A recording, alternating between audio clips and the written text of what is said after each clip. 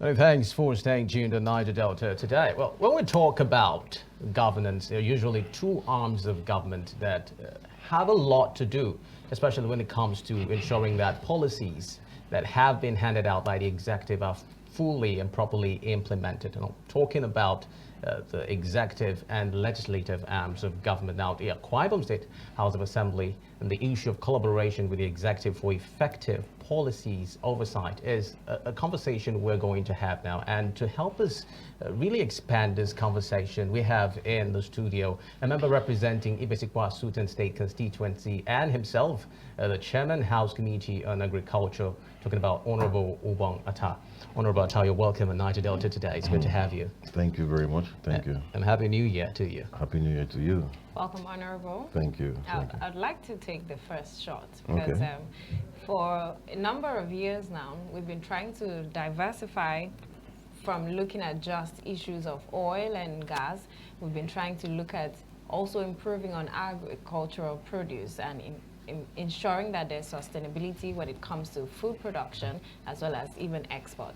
Now, understanding that you're Chairman, House Committee on Agriculture, let's first have a glimpse of what policies have been put in place to ensure that there is sustainability when it comes to food production and agricultural production in the state. Thank you very much. To answer your question, first of all, we need to thank His Excellency, our leader, the Governor, Pastor Moino, for his Arise agenda in Akwa Ibom State. The Arise agenda is a working formula that he proposed to use to govern Akwa Ibom State. And if you see the first letter of that acronym in Arise is A. A stands for Agricultural Revolution. And we cannot really have agricultural revolution when there is no education. You know, that is why everywhere you go, you hear agricultural revolution, Arise agenda, agricultural revolution, and you see the people's minds, they have started having that orientation of going back to farm. Secondly, as a policy, as a supporting policy to the Arise agenda, we have that our governor, His Excellency Pastor Moino, has given 2 free days for workers to go to farm. That is the first Friday and the third Friday of every month. He gives it as a public holiday that civil servants will actually go and participate in farming in their local communities. And this has really fostered and engendered farming in the state and in the minds of the people. Because without someone having farming in mind, you would just be doing it as a business as usual. Well, okay, talking about the role of your committee, you're the Chairman, House Committee on Agriculture. Now, a couple of policies have come up from the executive, which of course would need the workings of your committee to be able to send out the word, create the much needed awareness and reach out to the different strata of society in Akwa Ibom State. Yes. How effective have you been able to achieve this since the rollout of these different initiatives in agriculture? Yes, thank you. To effectively monitor the output or the progress of the Arise agenda, especially in agricultural revolution, we have seen that a lot of farmers have returned to farming. Even yours truly, I returned to farm last year, and this year I'm having a bountiful harvest. And I've also, as the chairman of the committee, gone round in terms of oversight function, gone round to see and inspect farms that people have farms. There's another policy that the governor just recently rolled out. He said the Arise Home Farm.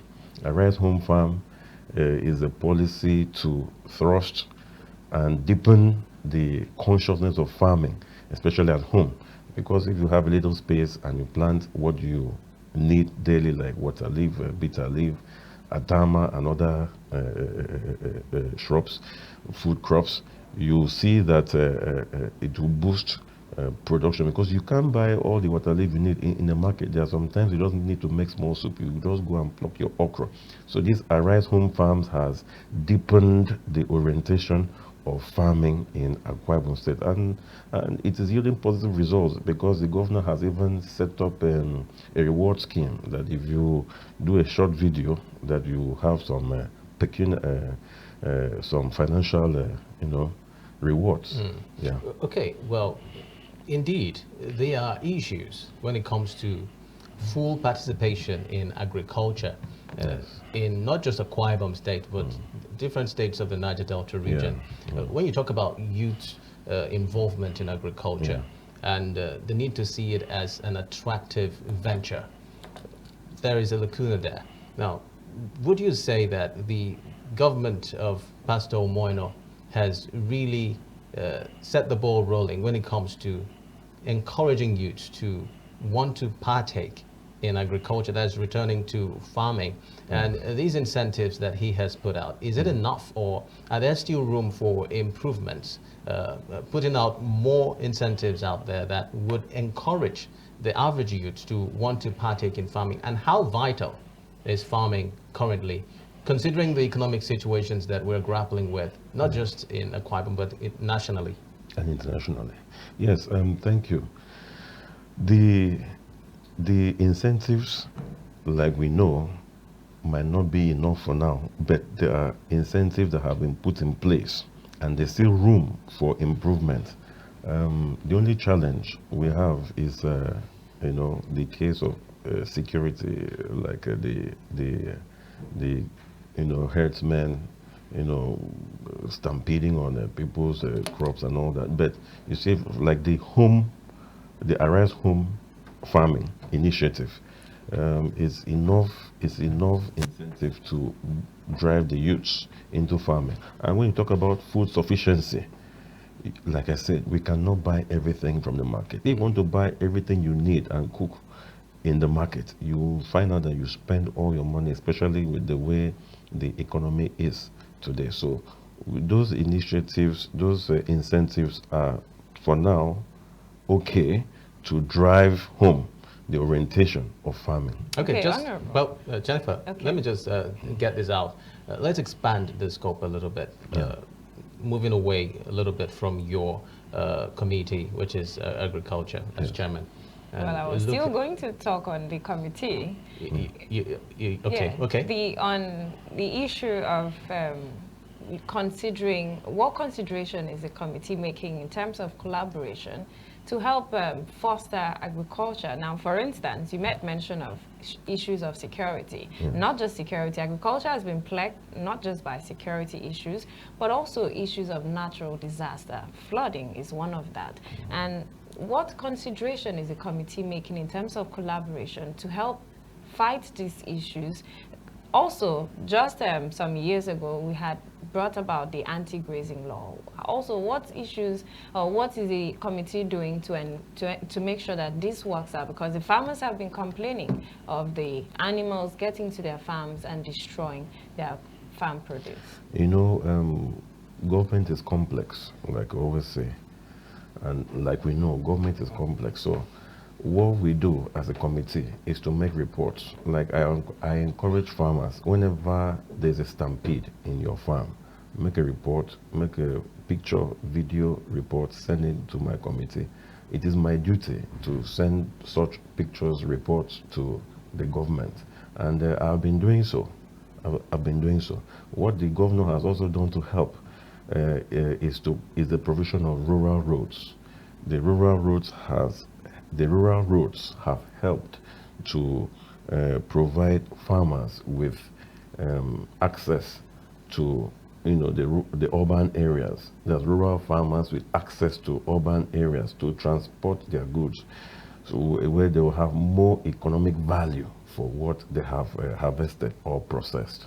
Okay. All right, Honorable Ubong Attah. Well, let's look at the House of Assembly in generality in relation to the Akwa Ibom State government. Now, when you look at the Niger Delta region, you notice that there may not seem to be the much needed harmony that should exist between the legislative arm of government and the executive.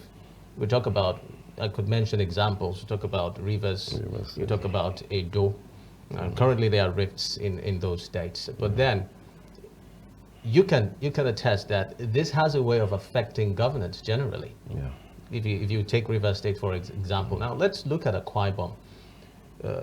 This may not be the case in Akwa Ibom. How does this go ahead to affect policy implementation and oversight? Would you say that this cordial relationship between the state government and the Akwa Ibom State House of Assembly is the way to go? And what's that thin line that demarcates it from being referred to as a rubber stamp? Thank you. You cannot use just 2 states out of the, I think, 19 states. Well, we're actually focusing on the Niger Delta region. The Niger Delta region contains about, is it 11 or 9? 9 states. Nine states, Niger actually. Delta, okay. Yeah, you cannot use 2 out of, in fact, 2 out of 9. If you have 2 out of 9 in a test or any exam, is a failure. Indeed. So 2 states having rifts are just the right example to show the peaceful and cordial relationship that Akwa Ibom State House Assembly has with the executive arm, that is with the executive arm of the government in Akwa Ibom State. And that is the way forward. There is nothing that can make us have that kind of, fall into that kind of rift, because the governor, the leader, Pastor Moino, is, governing the state very well. He is having a cordial relationship with the House of Assembly. Whenever an executive bill comes, we analyze the executive bill properly. We give inputs, and he accepts those inputs. And we do accelerated hearings, and we deliver because we are for the people. We are not there for selfish gains or to start having problems, political issues, or then. The thin line that can make us be called a rubber stamp, there's what we call rubber stamp. Rubber stamp is when a governor sends any bill, or maybe an executive bill, and you just pass it within 3 hours. They send the bill in the morning, you pass it in the afternoon. That's rubber stamp. In the Akwa Ibom State House of Assembly, if you follow the trend, you find out that we take those bills, separated them into committees, do a thorough analysis, and also come up with the law.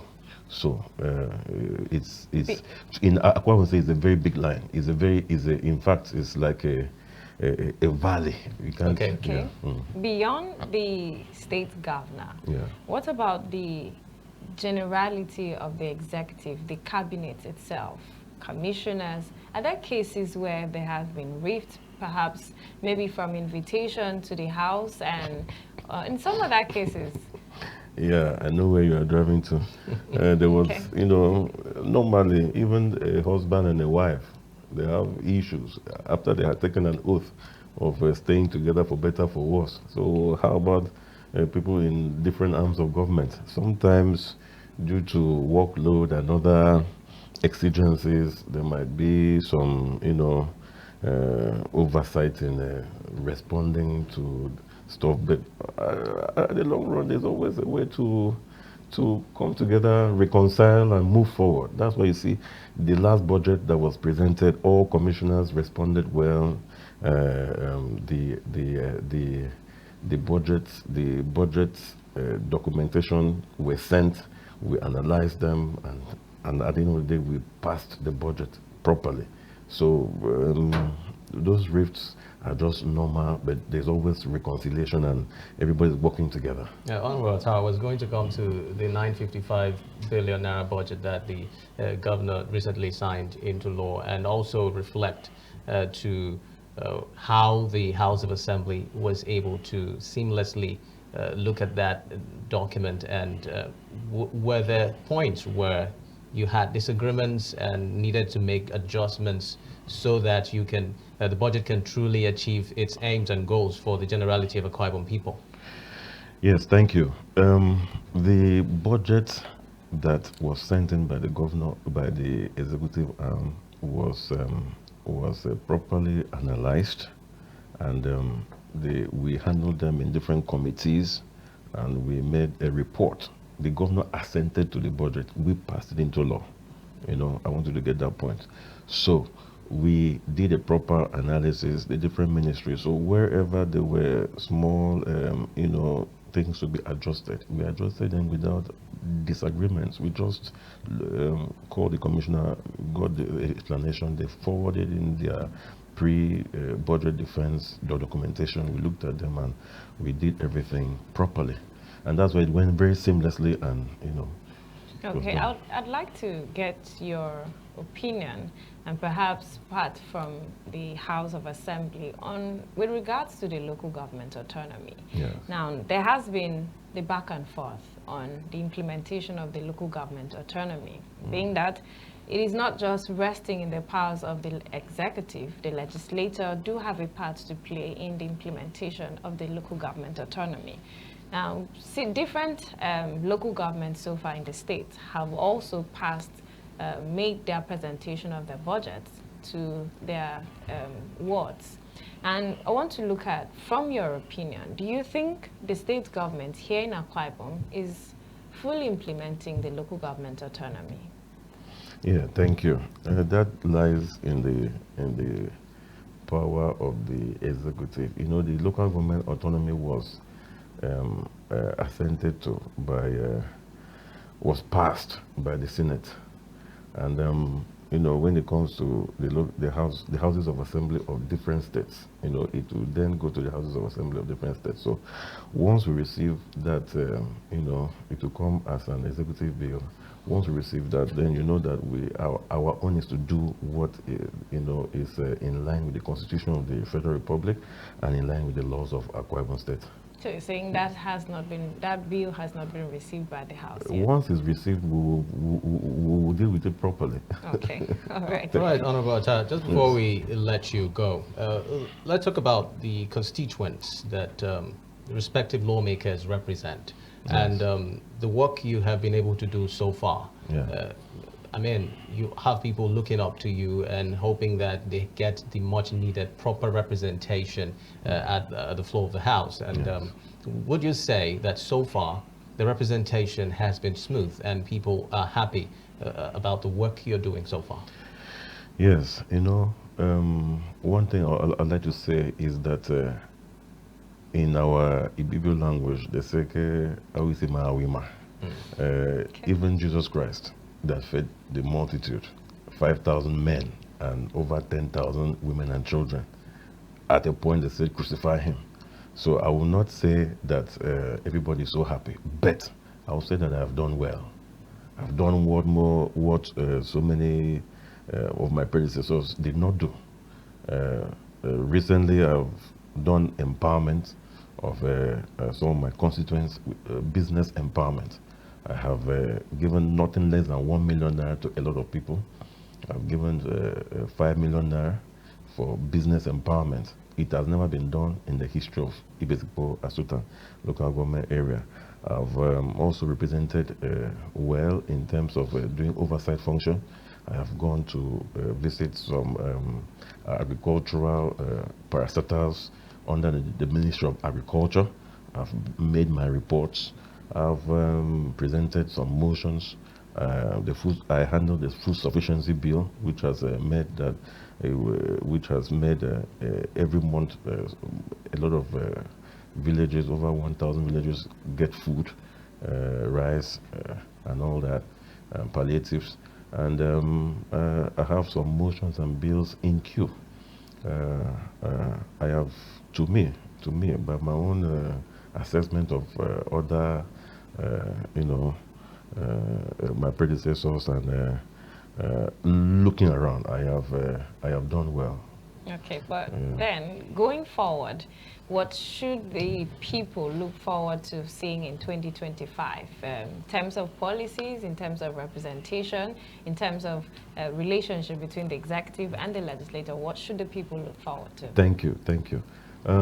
Going forward, I am a strong supporter of Pastor Moino, the governor, our leader.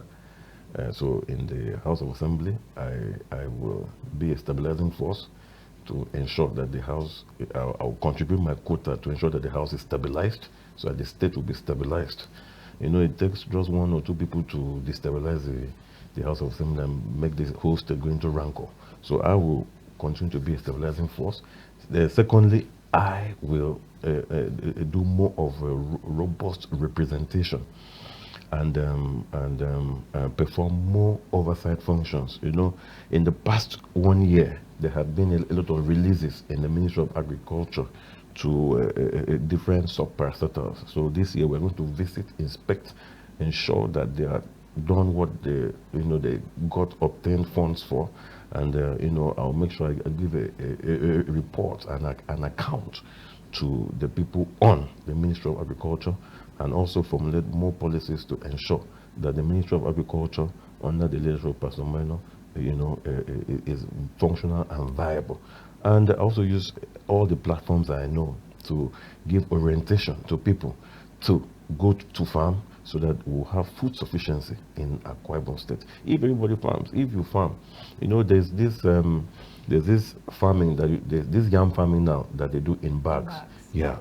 Thank you. That if you farm those yams in bags, you will be sure that this year you will have at least 20 to 40 to 50 tubers of yam. So where you do your pound of yam at any time you want another thing. Well, talking about platforms, I hope ADB and will be part of that platform yes. that you've been using. Well, remember, I represent Ibesikpo Asutan State Constituency and Chairman House Committee on Agriculture, Honorable Ubong Attah. We must really thank you for making out time to be on Niger Delta today, to share with the people what the executive and legislature is all about and the collaboration involved. I mean, sometimes we do reach out to persons in your office, a similar office as yours, but then there's always this difficulty trying to get them to speak to the people, at least get the people to know the worth of their representation and what they're bringing to the table. So we must really thank you for accepting, honoring this very, very invitation. Thank you very much. Thank you. Thank you so much for making it to the show. And we hope that it's a rewarding 2025 moving on.